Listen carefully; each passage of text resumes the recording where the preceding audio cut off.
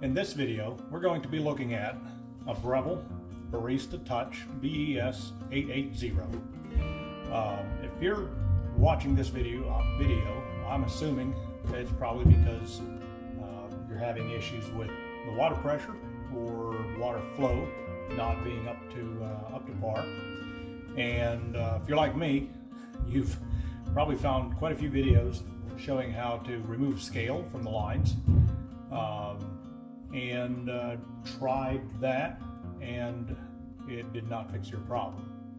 On this machine, what we were seeing is there was water, low flow, and the pressure wasn't quite up to where it should be, and it was also it seemed like it was kind of pulling in air somewhere because it was kind of spitting as it was pouring, especially.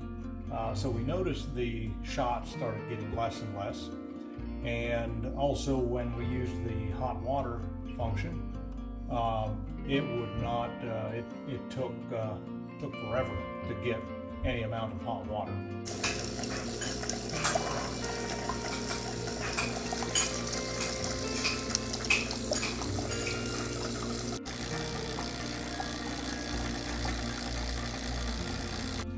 And so I started looking into it, and found some of the videos showing the scale buildup that's possible, and so I decided to tear into it and couldn't figure it out with that, and finally discovered that there seems to be seems like it's sucking in air somewhere, and so dug a little deeper and figured out what it is. So let me get you right into it. Okay, so here's a look at the inside of the machine, and as you can see, everything is a spaghetti mess right now because everything is still out from troubleshooting and fixing. So I initially thought it might be this pump, but it also seemed like there were, when I held a backlight, when I held a light on the backside of the suction line here, I could see tiny bubbles flowing through this into the pump, and there was nothing on the line coming from the reservoir. And so I did see that, and so I eliminated this little gadget here, which is a flow meter, and I took this flow or this feed line and hooked it right to the bottom of the pump and started the hot water function, and it worked great. It had plenty of flow, plenty of output, plenty of pressure, no spitting. Everything seemed to be working just fine. Didn't run along because it does need this flow meter in order to detect the flow of water. Otherwise, it will shut the machine off so as to protect the boiler up top here. And yeah, so it doesn't overheat.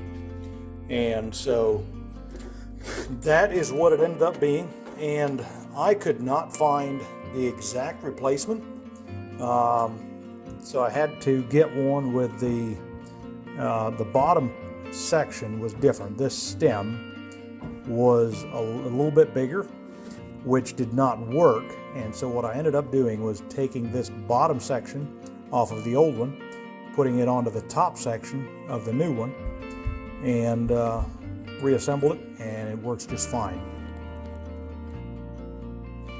So here you can see the difference in the stem size, and luckily the issue was obviously in this top part.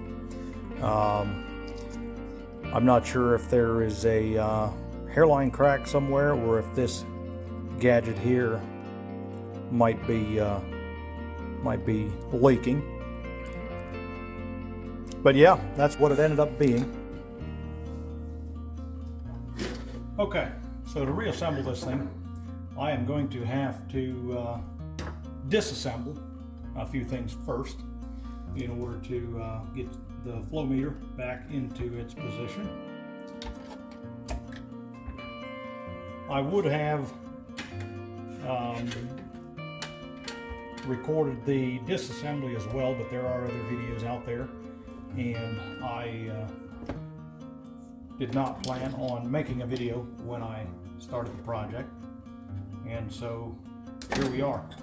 I didn't really feel like reassembling it just to record that section of the process, since there are other videos out there showing that process.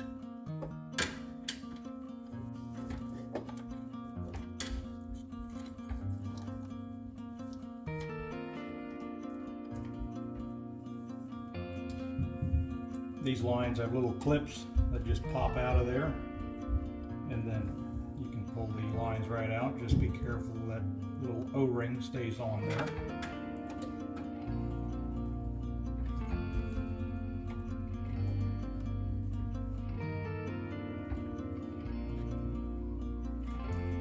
The clips are all the same, so no need to keep them separate or anything. So all we're doing here is just making so we can pull this valve block out. Make sure that thing stays where it belongs. Making so we can lay that out here so that we can reinstall this little guy. And so for this, we're going to remove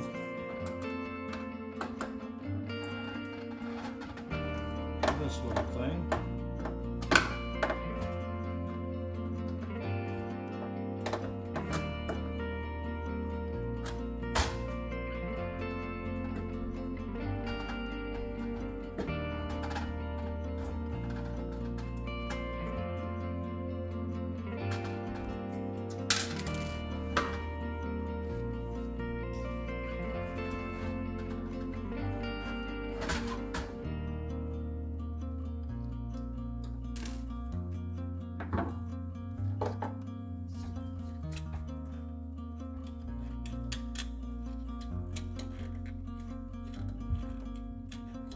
So when I started this project, I was a little intimidated by the amount of wires and water lines and you name it in here.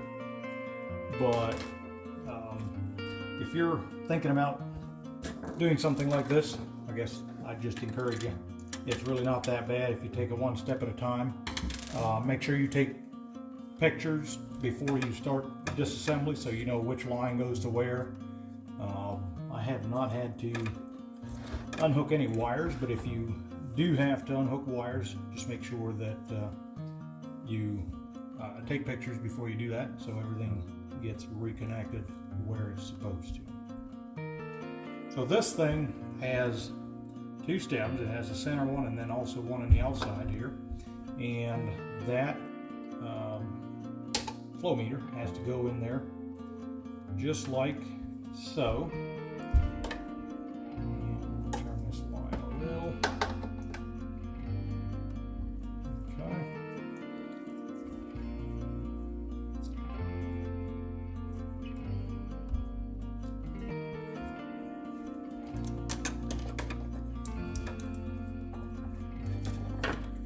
Yeah, it looks like we'll need to remove another clip so we can remove the line. So we can move this little solenoid valve out of the way.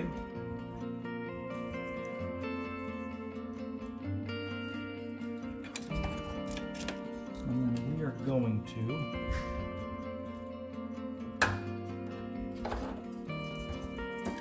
route this little hose out through the bottom.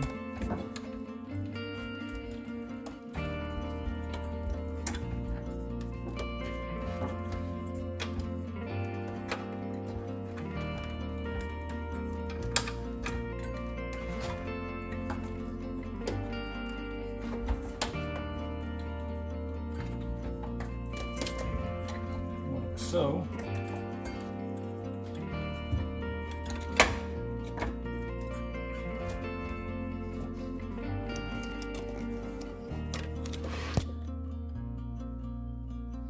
there you can see the little seat for the flow meter right there, and you can see the two holes that are in the base of it. And this thing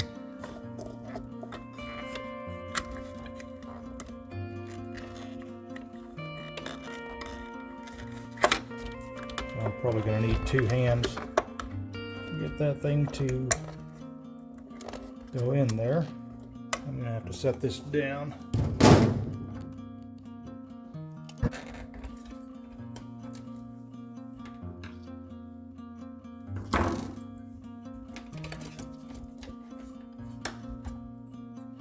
Alright, so it did prove to be a little more difficult than I imagined, but it is in there, and we are ready to continue with the assembly.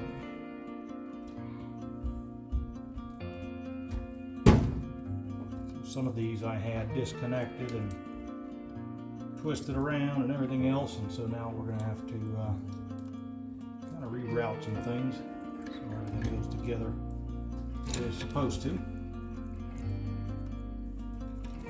Just be careful when you're moving these things around, you don't end up pulling a wire off or out that you don't notice.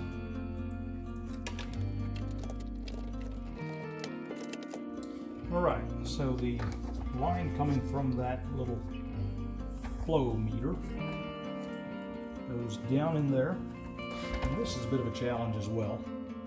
So the line goes in there, and then this spring clips in over top of it, and then the fun begins. So there you see how that looks. And that little hose needs to be put onto this little hose barb, which can prove to be a little difficult. So we're going to try to show you at least a bit of the process.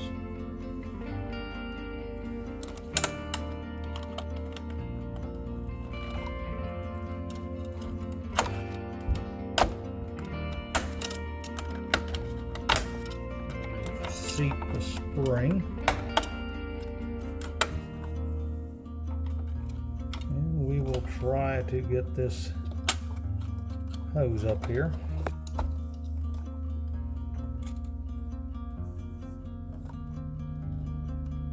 And whenever you're sticking screwdrivers into hoses, be sure you flush the machine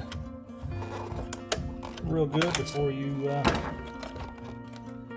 start pulling espresso shots.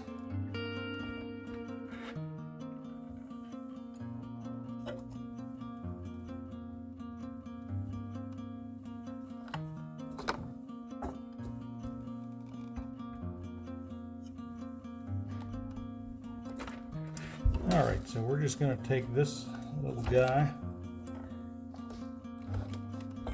and try to feed it up in there. We'll probably need to use a screwdriver to hold it.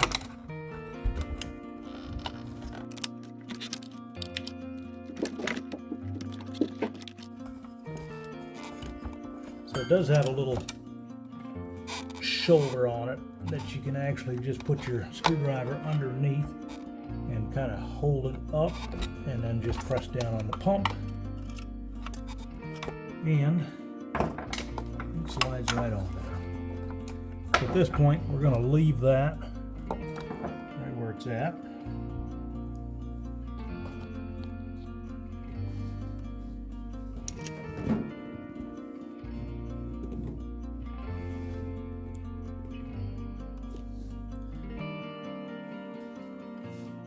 And continue the installation.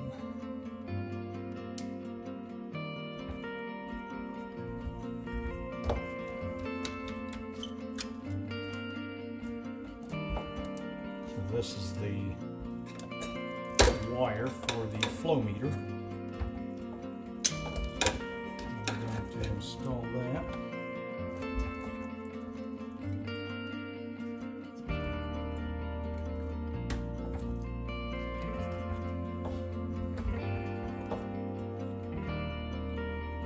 next, install this solenoid valve.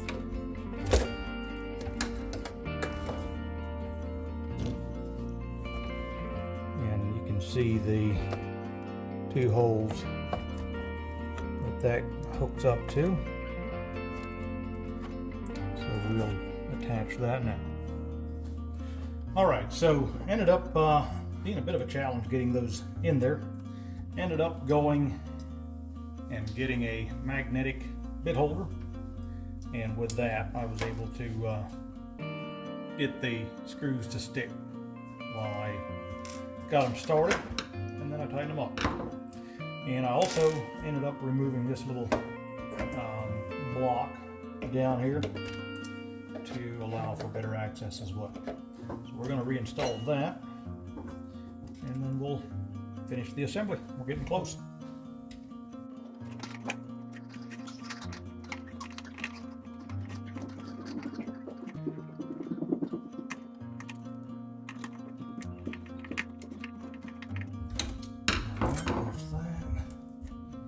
Here is our water level sensor. So we will just kind of push these wires down in here just a little bit.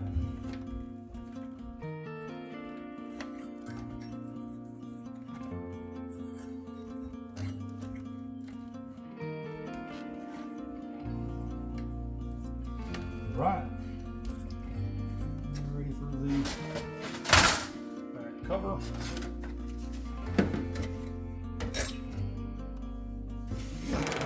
Sensor.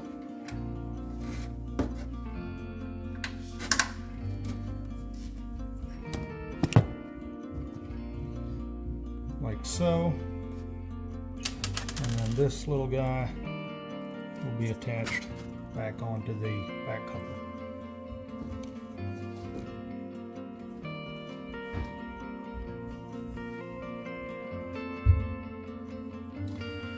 Alright, so we have that attached. Now, turn it, pull the excess of the cord out. This thing should snap into place.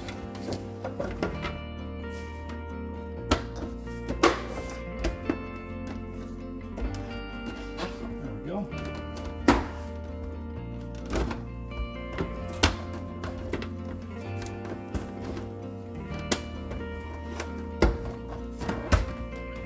So,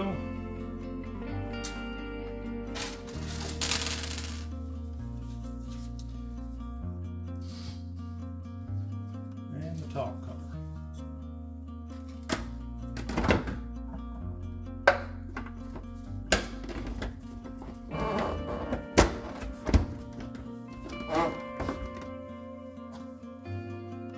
There's the cable for the winder. Reattach that. Just kind of put that down there to the side. Make sure it stays out of the way of this little adjuster here. And we'll place that just like so. And we'll start inserting screws.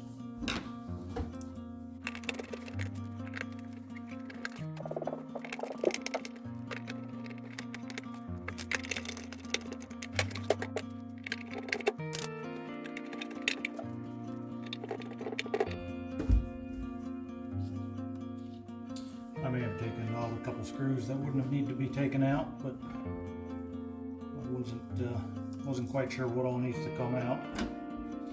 So, just putting all those back in.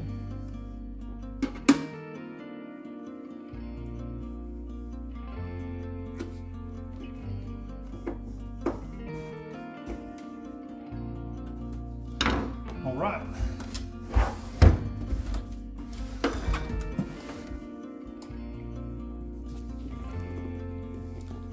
And so we'll take it upstairs, finish assembling it, and we'll try it out, see what happens. All right, so we have it dosed and we have it tamped, and we're ready to give it a shot. here we go.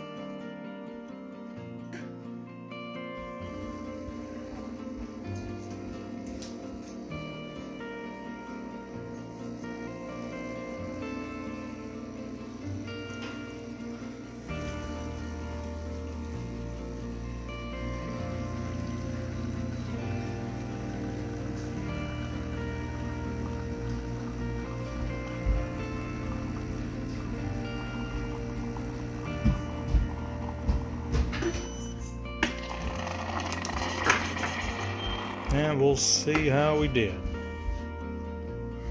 Looking for roughly 35 to 38, and we're in the range. So she's working. Well, good morning. It's now the next morning, and just wanted to let you guys know how it turned out. It is great. It is about 30 degrees. With a layer of snow this morning, and when that Breville Barista Touch really comes in handy. So yeah, it's we've got our coffee drink back, and we love it. So if you have any questions, feel free to leave a comment.